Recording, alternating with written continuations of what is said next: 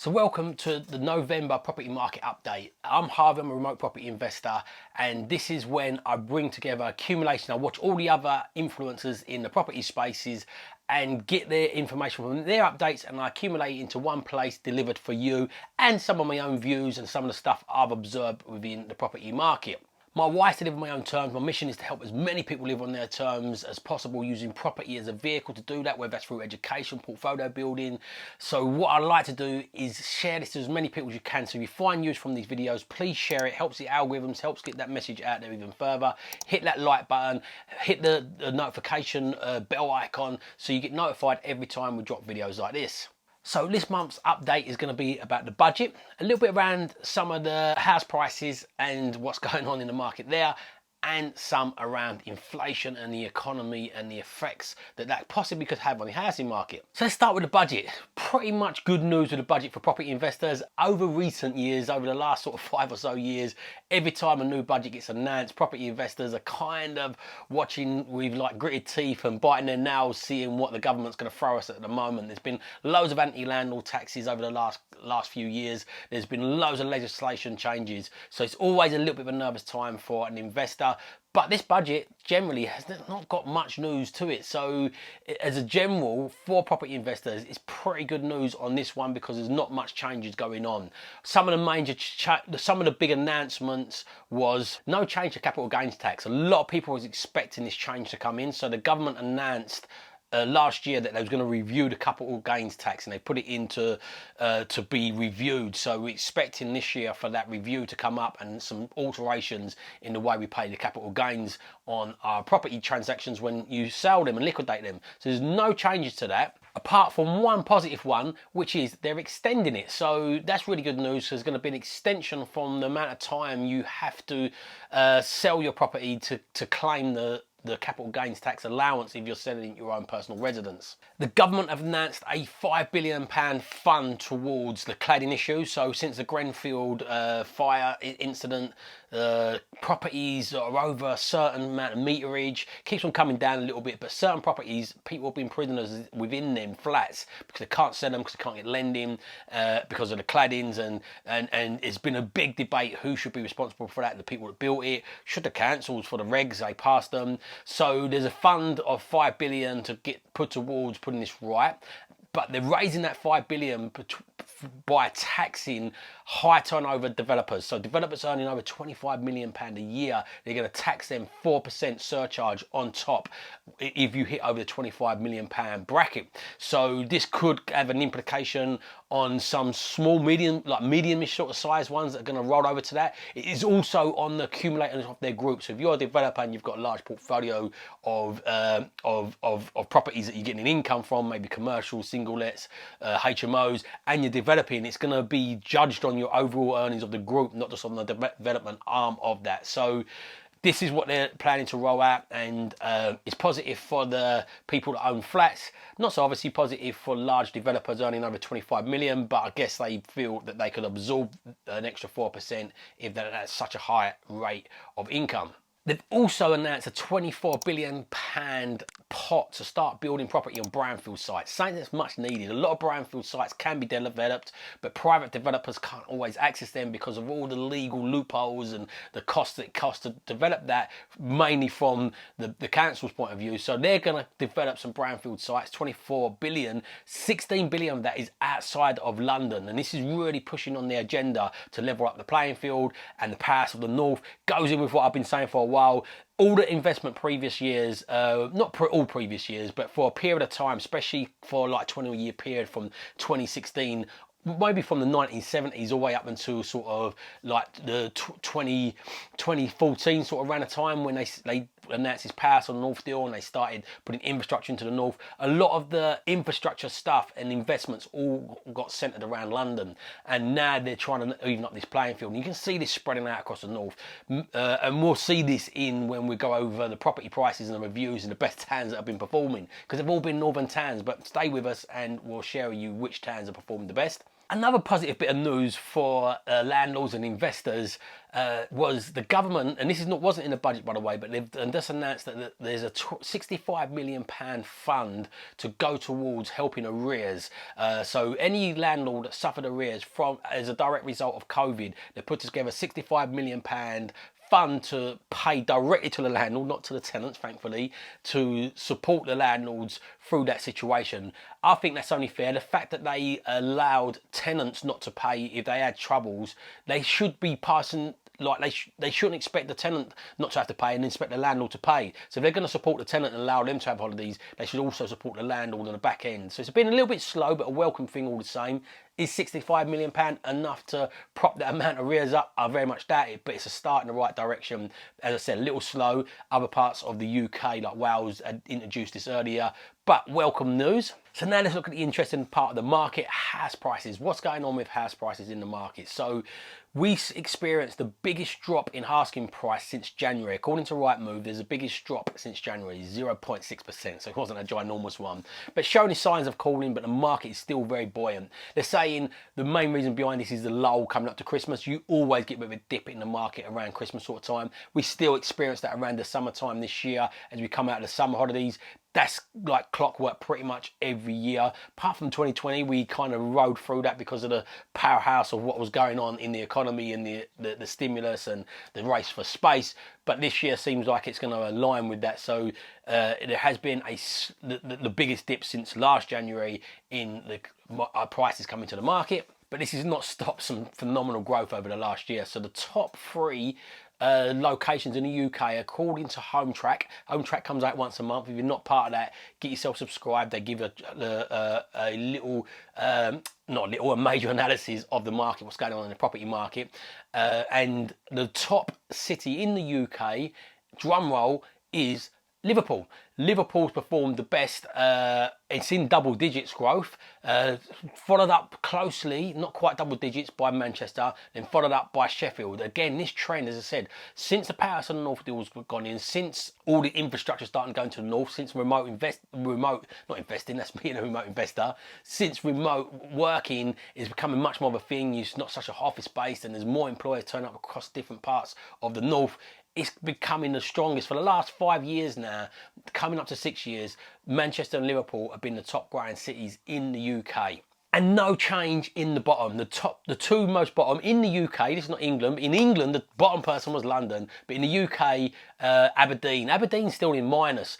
London experienced slight growth, but when you encounter inflation to that, so you look at the level of inflation, which we'll talk about in a minute, but you look at level of inflation, London's really done nothing. This really plays into what I've been talking about for a while. I think because of the affordability, the price per earnings ratio, and the infrastructure that's going into the north, this is where the excitement is for me, going into these northern areas and finding the right locations to invest in. It's just so exciting time and so much more affordable and accessible and such high returns. But good news, I feel, around this lull coming up to Christmas. I'll talk about my predictions on where the market's going to go in a little while. But it's good news. Whenever there's a bit of a lull, it gives you opportunity. Some investors put their feet up over Christmas. Loads of home buyers do, but you're always going to get motivated sellers at certain points. And the less interest you've got from the general public and from buyers, the more chance when somebody's motivated there is for them to sell a property at a cheaper amount. So get out shopping, go out looking for deals over this period.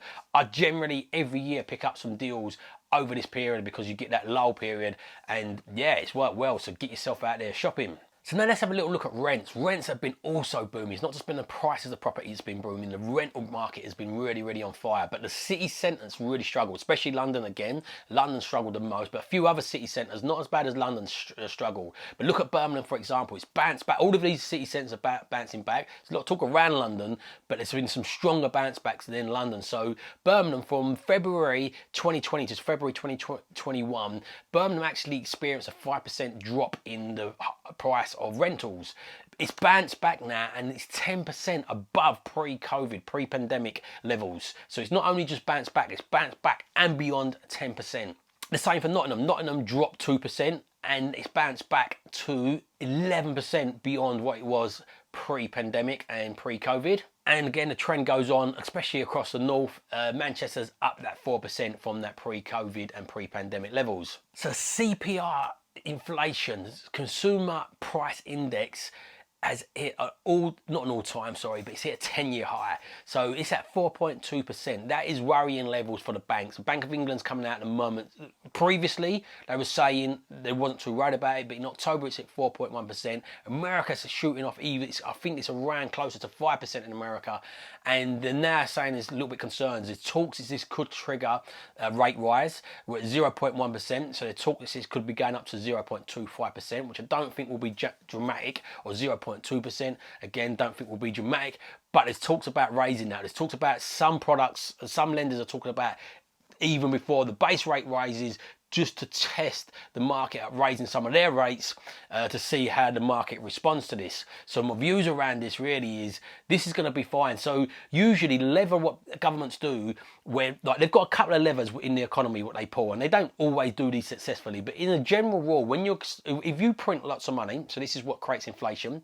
So when you print lots of money, it usually creates a lot more inflation. So the price of goods and living and day-to-day stuff goes up. So as a general rule, when it goes too high, what they try and do is raise inflation to stop the spending. And when it goes too low and the economy is struggling, they print money and drop the interest rate to encourage people to spend and put more money in the economy so they can spend. But that creates inflation. So it's always a lever that they're trying to pull around with. And they always aim at a long-term 2%, which is good for the economy, good for the banks, and good for everybody in general. This inflation for investors is good news. For savers, it's bad news. So if you've got money in the bank at 0.1% or whatever you're getting for that 0.4 at the moment in any savings, even a high savings account, and inflation's at 4.2%, let's say you're at you've got a decent one. I think some of them might be 0.5%. If you've got 0.5% and inflation's at 4.2%, you're losing 3.7% on your money. So the value of your money is going down and eroding. So this is why a lot of people aim to get into assets, but make sure you're careful about what asset class you get into, because you've got to make sure the asset you're into, not all property is made equal. So property is a great hedge against inflation, but not all property is made equal. So you've got to think about if rates rise, is the property strong enough in its yield and returns to suffer a rate rise? So if you've got a property, for example, I've just got a property in the South End, I've just had it revalued around the 200k mark. The mortgage on that's going to be just over £400 a month. I've got a 3.7% mortgage on it because I'm allowing to use service accommodation with it. But if, for example, that mortgage is £450, just for this round off figures, it's not quite that, but say it's £450 at 3%, and then the interest rates double because inflation's going up, so the base rate goes up, it pushes it up. That then will take this to around £900 a month. This is only around £1,000 a month rental. So you can see you can soon get into trouble. Although at the moment it's a strong, I'm using it as an SA, so I've got a bit of a back out plan with that. It's going strongly as an SA as well. But as a normal buy to let, there's not enough coverage in that for the rental income to cover a rate rise. So you really got to think about, yes, property is a great hedge against it. Also, inflation's eroding your debt. So that debt you've got, because you've got to think about it, when inflation's going on and on and on, especially if we're at hyperinflation, what you could have bought for a pound, you can maybe only buy for 50p. So, and it's the same with everywhere within the economy. So if you've got a debt, that's getting shrunk at the same rate of inflation. If you've got savings in the bank, that's getting shrunk at the rate of inflation. So it's good to have it in good debt and property. But the caveat with that is you've got to make sure you can suffer a rate rise if you go into a rate rise, or say the asset prices dip and you go into a variable rate and it's at 5-6%. Make sure you stress test them hard enough. Again, going back to the stuff, I know I'm a remote property investor, and yes, I might be a little bit biased, but the stuff in the north really can handle. It's really much more recession proof and foolproof going forward for the long term than a lot of overinflated prices in the south. And by the way, I'm from the south. I was born in London. I've got nothing against the south, got nothing against London. Love London, super proud of being born in a great city of the UK and a world city. But the facts are the facts on paper for me, and the facts are London's still struggling and it's a lot more vulnerable to these factors. So let's look at it. What's my prediction? Zoopla predict next year, 2022, they're going to have a 3% rise. But that said, Zoopla predicted there's going to be a drop this year. So none of us know. Beginning of this year, I thought we was going to carry on with a lot of growth. Last year, at the beginning of the pandemic, I thought we was going to have a dip by about the first, second quarter, depending on when the furlough and the stamp duty reliefs and stimuluses ended. they've ended now, and it shows the market's still pretty strong, showing that wasn't the main driver behind this big growth we've had. I think it's been a contributor towards it. So I feel we're going to continue to have some slowing. We're getting some low. We're getting a lull, as Rightmove called it, in the market at the moment. But that's very much Christmas. I think that'll continue. I think we'll still get growth and moderate growth, but I feel it's going to be not at the same level of growth we've had, like this crazy growth in certain areas. Obviously, as I said, Aberdeen and London and certain areas didn't have that. So I feel we're still going to get that there. I still think it's a time to buy. If you buy strong assets, like I talked about, that's got a lot of protection if the rates go up, a lot of protection if the price dips a little bit, then you're going to invest, and you've got good cash flow for that. Invest for cash flow, not so much the capital gains. If you get that as a bonus, that is a massive bonus. The likelihood of it happening as a bonus is still pretty strong. If you look at the 18-year property cycle, we're only just into that super growth stage, about 18 months to 2 years. So if you set your clock by that cycle, we've still got another good 4 to 5 years left of this. But who knows? There could be a black swan event. There could be another lockdown, another pandemic, another spike of the pandemic, because we're still in this pandemic. So there's no knowing what's going to happen. There's talks in China with this Grenfell situation. Could be another Lehman situation. And the governments are not situated too well because they've printed so much money because of COVID. If they do have a black swan event that happens, could be a real challenging time. So nobody's got a crystal ball. None of us know for certain what's going to happen. But one thing's for certain: people need homes to live in. One thing's for certain: if you get a lot of protection in there with rate rise and asset price fluctuations, you're gonna and get a strong cash flow on that. That's gonna be higher probability of protected against any market conditions. And especially, the thing I like about the stuff in the north, again, I am biased, but if people lose their jobs, they're covered by benefits. Again, if you look at the stuff in the south, like benefits might be £700 a month on a property you expect to get £1,200 a month on. So the shortfall on that's ginormous and can really cripple you if you've got a number of these. Where in my area, I rent for about £500 to £600 a month, and the council pay £500 a month. So no, I've not got a shortfall that far if people lose their job and they've got to go on to benefits. So yeah, it really strengthens that up. But I think there's loads of opportunities out there. I'm getting some deals. As of time of recording this, I'm negotiating 2 deals today. We've got 4 deals in legals. I've got 2 refurbishments on at the moment. So there's plenty of deals still. Not plenty, sorry. Let me rewind that. There is still deals out there to be done. Some of them might not have as big of a margin as you want, but the opportunity cost you sitting on your hands and doing nothing can soon claw that margin back, especially in these type properties like the one we're renovating at the moment. I paid £77,000 for. Not quite as much of a margin in it I would like to have, but still a margin all the same, so I've got some buffer in there. But it's going to rent for around £700 a month, so the money that I'm going to have in income will weigh out the extra margin I would have had in potential equity, because I'm sitting on my hands. You don't know how long this will go on for. So my advice for everybody is to find them right deals, get a little bit of buffer in them, get strong cash flow, and keep on buying. Every time in the market's the right time, and you've got to be in it to win it. You've got to be out there making action. And in the meantime, even if you're out there making action, the worst case scenario, you're going to build out your network stronger, you're going to build out your credibility stronger, you're going to show your staying power. So when the market does tip, you're going to be fresh on the agent's minds, fresh on the investor's mind. So even if you don't get a deal done, the bonus is if you document what you're doing, you stay in touch with people and build out your network, you're going to be well positioned when it comes, rather than just starting from scratch when it comes. So hope you found that update useful. Please smash away at that like button, smash the subscribe button. Please share this out there for other people. My wife's living my terms. My mission is to help as many people live in their terms as possible, using financial education, property as a tool to do that. So please share this out if you find any use from that. Hit the bell icon so you get reminded on more videos like this. Please comment below what your views are around the market. And remember, if you don't evolve your ideas, you never live on your own terms. So evolve your ideas, live on your own terms, and have a fantastic day.